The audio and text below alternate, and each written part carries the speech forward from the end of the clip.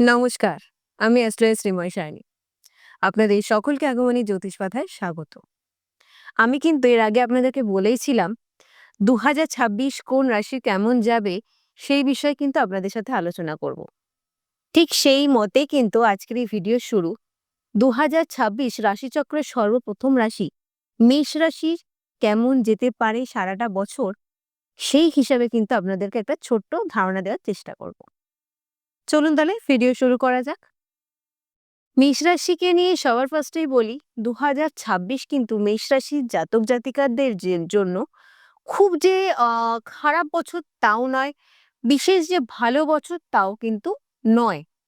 Overall কিন্তু up ডাউনের মধ্যে দিয়ে মেষ রাশি জাতক জাতিকাদের ২০২৬ যাবে।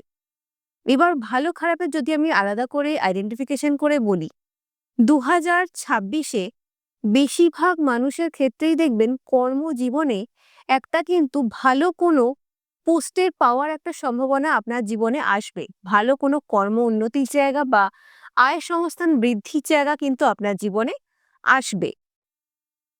অনেক জায়গায় দেখবেন অনেক নতুন কানেকশনও তৈরি হবে। সেই সেক্টরগুলো কিন্তু আপনাদের ভালো যাবে। কিন্তু অন্যদিকে যে প্রবলেমটা বেশ কিছু জায়গায় দেখা যায়, যেহেতু মেষ রাশি সাপেক্ষে দশম এবং একাদশ অর্থাৎ আহ একাদশ অর্থাৎ হচ্ছে আয় ভাব এবং দশম অর্থাৎ হচ্ছে কর্মভাব, এই দুই ভাবের অধিপতি গ্রহ হচ্ছে শনি। সে বসে যাচ্ছে রাশি সাপেক্ষে দ্বাদশে। দ্বাদশ অর্থাৎ ব্যয় স্থানে। দ্বাদশ থেকে আমরা ব্যয় স্থানের বিচার করি, সেই হিসাবে ব্যয় স্থানে শনি যেহেতু বসে থাকছে, সেই হিসাবে কিছু জায়গা কিন্তু একটু আপ অ্যান্ড ডাউনের মধ্যে দিয়েই যাবে। আপ অ্যান্ড ডাউনের মধ্যে দিয়ে যেমন ধরুন, আপনার কর্ম উন্নতি হলেও আপনার কিন্তু বেশ কিছু জায়গাতে ওয়ার্ক স্যাটিসফ্যাকশনের কিন্তু কম বেশি অসুবিধা থাকবে। আপনার যতটা মেরিট আছে বা আপনি যতটা কোনো কাজের ক্ষেত্রে এফোর্ট দিচ্ছেন, সেই পরিমাণে পজিশন পেতে বা রিটার্ন ব্যাক পেতে আপনার কিন্তু বেশ কিছুটা অসুবিধা দেখা যেতে পারে। এক্ষেত্রে নিজের প্রচেষ্টা ভীষণভাবে বজায় রাখতে হবে, নিজের ধৈর্য ভীষণভাবে বজায় রাখতে হবে। দ্বিতীয় ক্ষেত্রে যদি বলি, আরো একটা বিষয় দেখবেন আপনাদের কিন্তু সারাউন্ডিংসে বেশ কিছু মানুষের সাথে যেমন নতুন কানেকশনও হবে, তেমন কিন্তু অনেক ক্ষেত্রে অনেক মানুষের ভালো খারাপ রূপ আপনাদের চোখের সামনে আসবে। যে মানুষগুলোকে হয়তো আপনারা দীর্ঘদিন ধরে চেনেন, তাদের মিষ্টি ভাষী হিসাবে বা আপনার শুভাকাঙ্ক্ষী হিসাবে চিনে এসছেন, তাদের অনেক রূপ কিন্তু আপনার সামনে আসতে পারে। সেই ক্ষেত্রে নিজেকে অলওয়েজ মেন্টালি প্রিপেয়ার রাখবেন, যাতে মানসিক কোনো ধাক্কা ক্ষেত্রে আপনাদের জীবনে না হয়। আচ্ছা, আরো একটা বিষয় হচ্ছে, বেশ কিছু জায়গায় আপনাদের যেমন বললাম, আপনাদের কিন্তু আয় উন্নতির একটা বৃদ্ধির যোগ থাকছে।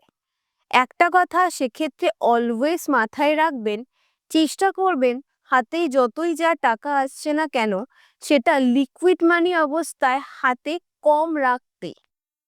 যতটা পারুন ইনভেস্টমেন্ট করুন, যাতে সেটা লং টার্মের জন্য পরবর্তীকালে আপনার জীবনে ভালো ফলপ্রদায়ক হয়। কারণ যেহেতু দ্বাদশে শনি বসে থাকার কারণে মেষ রাশির জাতক জাতিকাদের শনি ৭.৫ চলছে।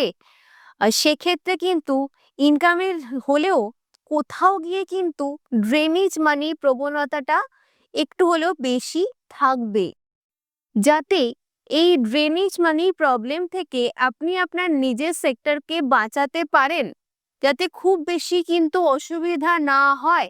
সেই জন্য আমার মতে বলে আপনাদের একটু ইনভেস্টমেন্টের দিকে যাওয়াই কিন্তু ভালো। আচ্ছা, ইনভেস্টমেন্টের ক্ষেত্রে একটা কথা বারবার উল্লেখ করব, হঠাৎ করে কোনো জায়গায় ইনভেস্ট করার ক্ষেত্রেও কিন্তু একটু অ্যালার্ট, একটু নিজের জাজমেন্ট করে পড়াশুনো করে তারপরেই করবেন। তার কারণ হচ্ছে কিছু জায়গায় কিন্তু ফ্রড হওয়ারও সম্ভাবনা থাকছে এই বছরে। আচ্ছা, তবে যাদের ধরুন দীর্ঘদিন ধরে কোনো লিগ্যাল কেস আটকে আছে, বেশ কিছু জায়গায় অনেক ক্ষেত্রে আপনারা লিগ্যাল কোনো সেক্টরের জন্য দীর্ঘদিন ধরে আটকে পড়ে আছেন, সেটা পুরনো জমি জমা হোক বা কারোর হয়তো বিবাহ কোনো বিচ্ছেদের সেক্টরে হোক বা কারোর অন্য কোনো সেক্টরে লিগ্যাল জায়গা আটকে আছে, তাদের জন্য কিন্তু এই বছর আপনাদের অনেক ক্ষেত্রেই আইনি সেক্টর থেকে কিন্তু মুক্তি দিতে পারে। আপনাদের কেস কিন্তু সলভের দিকে যেতে পারে।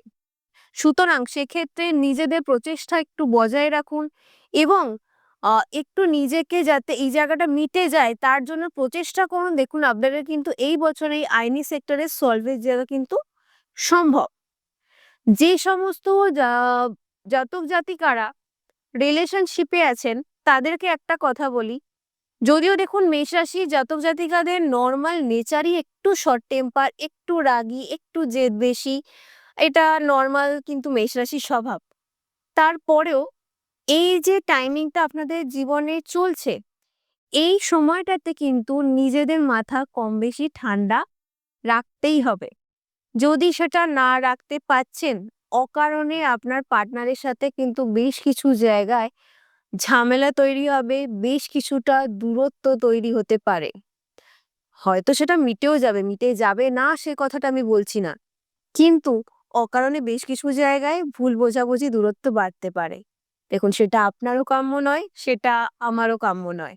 সেই হিসাবে বলা, একটু নিজেকে শান্ত রাখবেন, একটু কিছু জায়গায় নিজের টেম্পারামেন্ট বজায় রাখতে হবে যাতে আপনাদের এই প্রবলেমগুলো জীবনে না আসে। এবং চেষ্টা করবে সারাউন্ডিংস এর মানুষের কাছে যতটা পারবেন নিজেকে ক্লিয়ার রাখার চেষ্টা করবেন। কারণ আপনি যদি কোনো সেক্টরে অন্য কোনো কিছুর জন্য জড়াচ্ছেন, সেই সেক্টর কিন্তু অকারণে আপনাকে হ্যারাস করতে পারে। সেই জন্য চেষ্টা করবেন নিজের সেক্টরটা অলওয়েজ যে কোনো বিষয় ক্লিয়ার রাখার। আচ্ছা, মেষ রাশির অনেক জাতক জাতিকাদেরই কিন্তু যাদের হয়তো আগের বছর থেকে বিবাহ সেক্টরের কথা এগোচ্ছে, বিবাহ সেক্টরের জন্য দেখা হচ্ছে বা ২-৩ বছর এটা চলছে, কিন্তু কোনোভাবেই তাদের ম্যাচিওর হচ্ছে না। ২০২৬ কিন্তু আপনাদের জীবনে বিবাহ সেক্টরের একটা শুভ ফলদায়ক বছর। আপনাদের কিন্তু বিবাহ সেক্টরে যে জায়গাটা এতদিন ম্যাচিওর হচ্ছিল না, সেই জায়গাটা কিন্তু ম্যাচিওর হবে। যারা ধরুন স্টুডেন্ট আছেন, তাদের ক্ষেত্রে বিশেষ কিছু সাবধানতা অবলম্বন করতে বলবো। তাদেরকে বলবো বছরের শুরু থেকেই কম বেশি মেডিটেশন করুন। আপনাদের জন্য কিন্তু এটা ভীষণভাবে দরকার। তার কারণ এই বছরে আপনাদের হয়তো কর্মক্ষেত্রে উন্নতির সাথে সাথে পড়াশোনা বেশ কিছু জায়গায় উন্নতি দেবে, কিন্তু মনোযোগের বড্ড বেশি অভাব হতে পারে।